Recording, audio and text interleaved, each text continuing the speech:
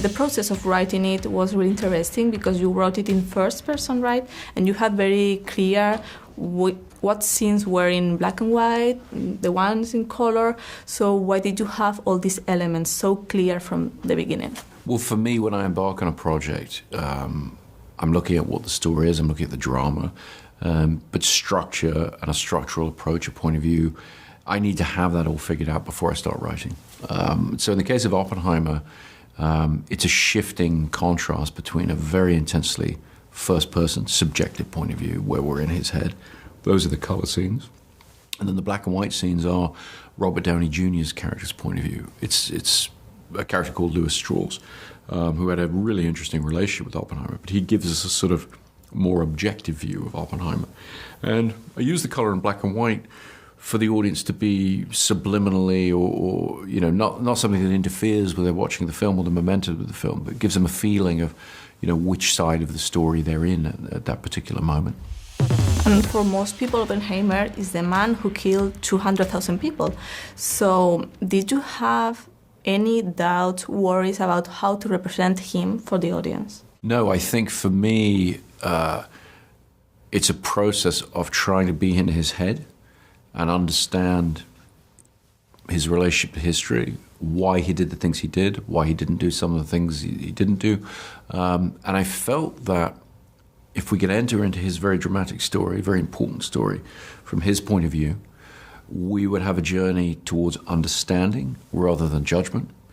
Because to me, when you judge a character in a film, you tend to separate from the character. And the idea for me is to pass through this whole story understanding him, with him, and I think that leaves people with troubling questions about everything they've seen, and that was always really, that felt the appropriate way to tell a story as complicated and ambiguous as this. You know, it has, you know, very unsettling implications, and I wanted the audience to feel that as the film finishes. Can we talk about the bomb? I know there wasn't a bomb, there wasn't an explosion, but what was the trick to make such an authentic scene? Well, I don't want to give away all the tricks before people have seen it.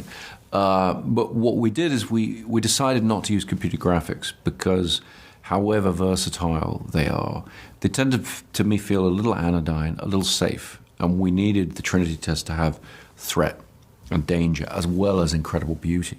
So I challenged my team to come up with methods, experimental methods of analog techniques, some involving very, very small microscopic things that were magnified, some involving enormous explosive effects done on set that the actors could interact with. So it's a complicated sequence with a combination of different techniques to create the imagery. But I think the effectiveness of the sequence depends on the build-up as well.